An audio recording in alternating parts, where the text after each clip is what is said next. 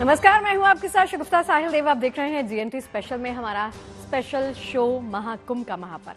आज महाकुंभ का 11वां दिन है। कुंभ नगरी प्रयागराज में हर दिन लाखों में श्रद्धालु आस्था की डुबकी लगाने के लिए लगातार पहुंच रहे हैं। अब तक संगम में 10 करोड़ से ज्यादा लोग डुबकी लगा चुके हैं। तो जीएनटी पर हम आपको घर बैठे महाकुंभ की महायात्रा करवा रहे हैं। कुंभ का हर रंग आपको दिखा रहे हैं। तो चलिए हमारे साथ महाकुंभ की इस महायात्रा पर।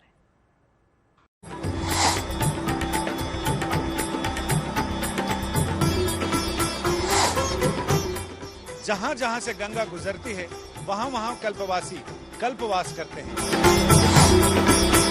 एक वक्त खाना खाते हैं, 2 वक्त नहाते हैं। अद्भुत प्रयागराज तीर्थराज है और आप इंडियन लोग बहुत भाग्यशाली है।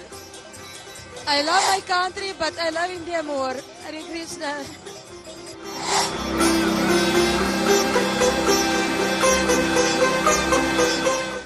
देखिए, महाकुंभ भारत की धरा पर हो रहा है, लेकिन आस्था के इस महासागर की लहरें दुनिया के ना जाने कितने ही देशों के तटों को छू रही हैं। दुनिया भर के देशों से भक्त महाकुंभ में पहुंच रहे हैं। किसी और देश, धर्म और समाज में जन्मे और पले बढ़े इन लोगों की भक्ति देखकर आप भाव विभोर उठेंगे। सनातन के प्रति इनकी अगाध आस्था आपको हैरान कर देगी।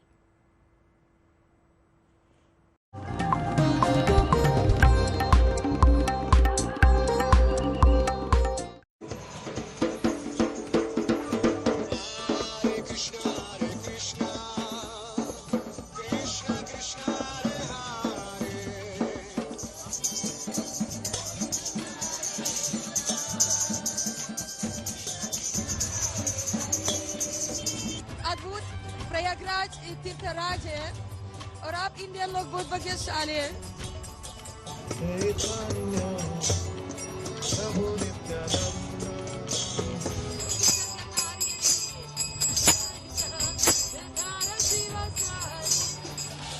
I love my country but I love India more. Hare Krishna.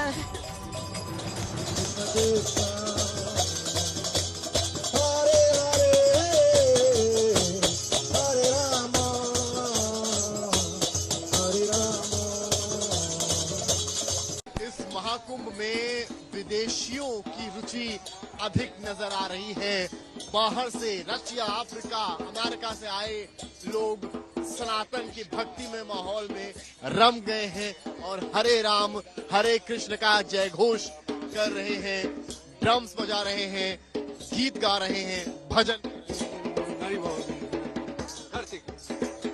हरे कृष्णा कृष्णा कृष्णा हरे हरे, हरे राम राम राम हरे हरे। आप देख सकते हैं हरे राम हरे कृष्ण का।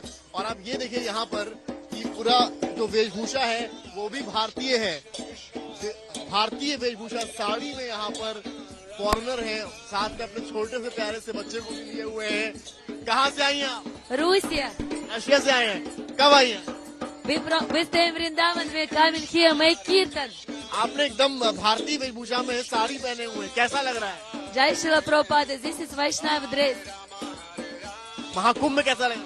महाकुंभ amazing.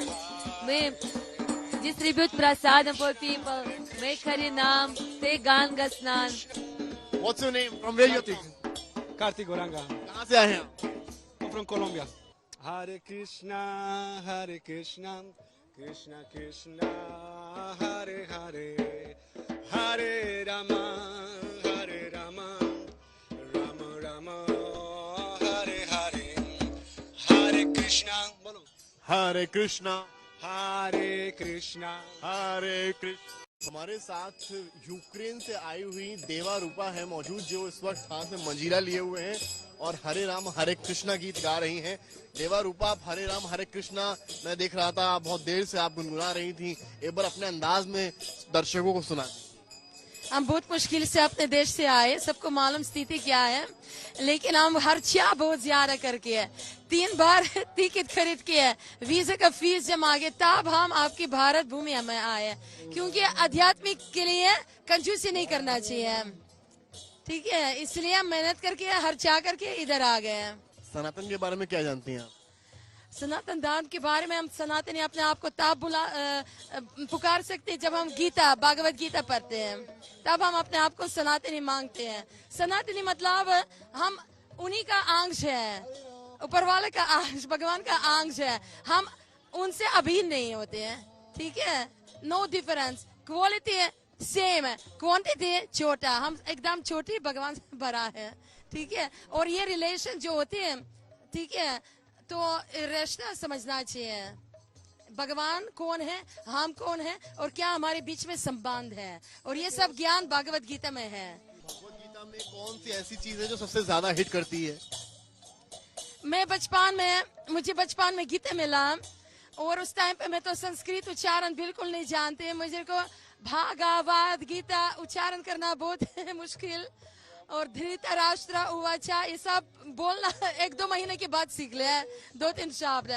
सबसे जो अच्छा लगा, जो लोग इच्छा, भौतिक इच्छा रखते हैं, वो सबसे दुखी रहते हैं, सबसे दुखी रहते हैं जो भौतिक इच्छा रखते हैं। इच्छा दुख का कारण है, इच्छा से मुक्त है, परिणाम होता अमृत, और जिसको में लोग आते हैं अमृत पान के लिए, वो वास्तव में भौतिक इच्छा हटाने के लिए। से हम लोग ताप करते हैं, साधना करते हैं, किस लिए करते हैं? अपना शरीर और आत्मा स्वच्छ रखने के लिए। आप यूक्रेन में उस वक्त थी जिस वक्त वहां पर वॉर छिड़ी हुई थी, जिस वक्त यूक्रेन में वॉर छिड़ी हुई थी, क्या आप उस वक्त वहां पर थी? मैं 2-3 जगह में थे, अपना नेटिव प्लेस पोलैंड के पास बॉर्डर और राजधानी में थे। जब ड्रोन को देखा, ड्रोन, ठीक है, वो इसे हाथ हिला, उनको लोग को बोला हरे कृष्णा, ड्रोन एक परिक्रमा लगा के निकल गए। बाद में भक्त लोग के पास कोई डर नहीं है, भगवान साहब को अभय बनाते हैं। बारूद लग रहे थे, तो भगवत गीता ने आपकी कितनी मदद की? भगवत गीता में तो धाम में थे, और धाम गीता समझो एक ही बात, भगवान से धाम अभिन्न नहीं है, उनका नाम भगवान से अभिन्न नहीं है। गीता जो है भगवान का शब्द ब्रह्मांड स्वरूप है, भगवान की वाणी है। तो अगर कोई होता डर, ये जो भी है, आप गीता बस खोल के देख लो, भगवान आपके साथ। कभी कभी मंदिर जाने का मौका नहीं मिलता क्योंकि रोड बंद, जैसे लॉकडाउन में था, गेट बंद होते थे, लेकिन हम गीता खोल के एकदम भगवान सामने है, भगवान आपसे बात कर रहे हैं। भारत आकर कैसा लग रहा है? I can see tears in your eyes. I can clearly see tears in your eyes. You have suffered a lot. आपने बहुत कुछ देखा है, आपने बहुत कुछ सहा है, लेकिन have patience. I love my country, but I love India more. Hare Krishna. Mahakumbh को लेकर क्या कह रही हैं? यहाँ कैसा है? महाकुंभ से मेरा प्रेम हुआ 2013 में, तब से मैं इलाहाबाद में हर साल माघ मेला में रहते हैं। अद्भुत प्रयागराज तीर्थराज है, और आप इंडियन लोग बहुत भाग्यशाली हैं। तो देखिए, जीएनटी के साथ तो आप घर बैठे महाकुंभ की महायात्रा कर ही रहे हैं, लेकिन अगर आप कुंभ नगरी भी जाना चाहते हैं तो आपके मन में तमाम सवाल भी होंगे। जाहिर सी बात है, जैसे वहां पहुंचकर कितना पैदल मार्ग आपको चलना पड़ेगा, स्टेशन से संगम क्षेत्र कैसे पहुंचेंगे, कुंभ मेला जाने के लिए कोई सवारी मिलेगी या फिर नहीं मिलेगी। सीधे प्रयागराज से आपके इन तमाम सवालों का जवाब दे रहे हैं हमारे सहयोगी संजय शर्मा जी।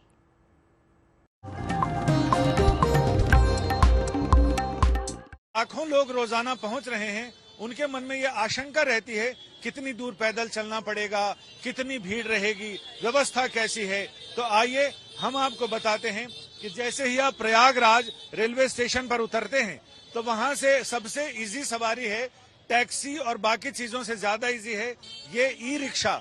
ई रिक्शे में बैठकर आप प्रयाग संगम की ओर रवाना होंगे तो लगभग संगम से 3-4 किलोमीटर पहले तक आपको ये ई रिक्शा पहुंचा देंगे।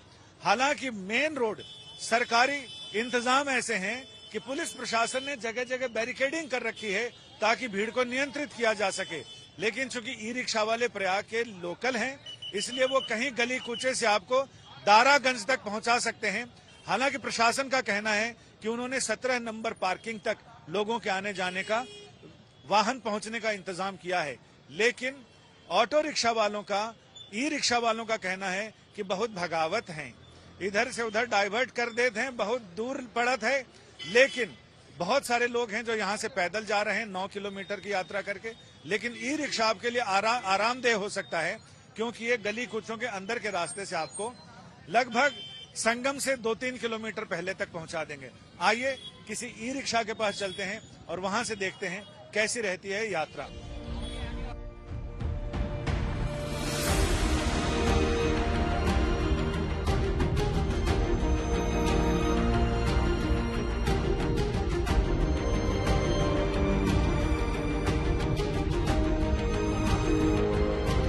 अब हमने ये ई रिक्शा की सवारी की है। ई रिक्शा के बारे में सबसे इजी तो है, साथ ही ये आपको चोर रास्तों से पहुंचा सकते हैं, यानी ऐसे साइड के रास्तों से आपको संगम के नजदीक तक पहुंचा सकते हैं।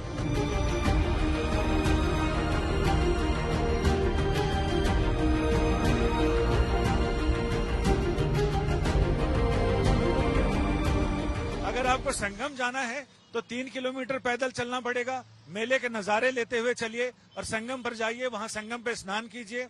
और अगर आपको गंगा में स्नान करना है तो दारागंज से बिल्कुल नीचे उतरते ही जो दशाश्वमेध घाट है, दारागंज घाट है, वहां पर आप स्नान कर सकते हैं। यानी कुल मिलाकर आपको बहुत ज्यादा चलने की जरूरत नहीं है। लेकिन हाँ, अगर आप मेला घूमने के शौकीन हैं, जहां आपको मेला घूमना है, अखाड़ों में जाना है, तो आप पैदल भी जा सकते हैं और पॉन्टून पुल पार किया, अखाड़ों की तरफ पहुंचे और वहां जाकर संत महात्माओं के दर्शन कीजिए। अगर संगम का दर्शन करना है तो आप 2-3 किलोमीटर पैदल चलेकर मेले का फील लेते हुए आप वहां तक आराम से पहुंच सकते हैं। ई रिक्शा आपके लिए विश्वास की सवारी होगी। कैमरामैन संजय समीर के साथ संजय शर्मा। देखिए, महाकुंभ के इस महापर्व में अब बारी कुंभ कथा की। संगम की धरती पर इस समय महाकुंभ के साथ कल्पवास भी चल रहा है, तो महाकुंभ में लाखों कल्पवासियों की एक अलग ही दुनिया बसी है। आखिर क्या है कल्पवास, कौन करते हैं कल्पवास और क्या है कल्पवास के नियम, देखिए हमारी खास रिपोर्ट।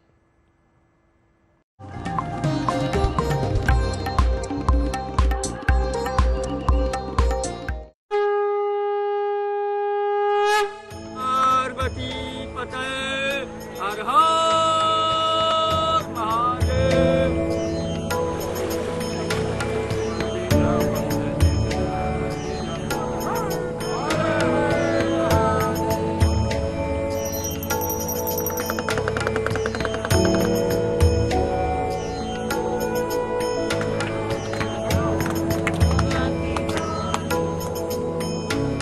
कल्पवास भारत के सनातन सांस्कृतिक वांग्मय का एक वार्षिक तपश्चर्या का उत्सव है, जिसमें कल्पवासी पूरे माघ महीने ऐसा तपस्वी जीवन व्यतीत करते हैं मानो वो वानप्रस्थ की भूमिका लिख रहे हैं और उनके सन्यास का मार्ग प्रशस्त हो रहा है। ऐसे कल्पवासियों के लिए कहा जाता है कि कम से कम वो 12 साल यानी 12 माघ गंगा नदी के तट पर वो बिताते हैं। प्रयागराज का तो ये वार्षिक उत्सव है ही, जहां जहां से गंगा गुजरती है वहां वहां कल्पवासी कल्पवास करते हैं। क्या है कल्पवास का दर्शन, क्या है इसका मतलब और क्यों कल्पवासी यहाँ रहते हैं? आइए कल्पवासियों के शिविर में चलते हैं और देखते हैं कैसी है उनकी तपश्चर्या, जिसमें वो एक वक्त खाना खाते हैं, 2 वक्त नहाते हैं, नहाने के पहले भी अपने शिविर से स्नान करके गंगा जी स्नान को जाते हैं और क्या किन किन नियमों का पालन करते हैं। कैसी है तपस्या और कैसा है तपश्चर्या का ये वार्षिक उत्सव, आइए इनके शिविर में चलते हैं। कल्पवास यानी भारतीय सनातन परंपरा में तपस्या का वार्षिक पर्व, प्रभु के प्रति समर्पण का ऐसा व्रत जो पूरे माघ महीने चलता है। कल्पवास के दौरान माघ मास में श्रद्धालु गंगा की रेती पर रहकर गंगा स्नान, हरिहर का ध्यान, जप तप, कीर्तन भजन और प्रभु कथा सुनते हैं। हर बार की तरह इस बार भी कल्पवास के लिए संगम किनारे मोक्षदायिनी गंगा की रेती पर एक सादगी भरी नगरी बस गई है। लेकिन इस बार खास बात यह है कि कल्पवासियों की कुटिया वाली ये नगरी भव्य महाकुंभ क्षेत्र में बसी है। सिर्फ बुनियादी सुविधाओं वाले 1.25 लाख छोटे छोटे तंबुओं की ये नगरी कुंभ क्षेत्र में करीब 10 सेक्टर में फैली है। कल्पवासी मुंह अंधेरे ब्रह्म मुहूर्त में जागकर गंगा तट की ओर चल पड़ते हैं। तट पर पहुंचकर पुण्य सलीला गंगा की धारा में स्नान करते हैं, ध्यान करते हैं, आचमन करते हैं।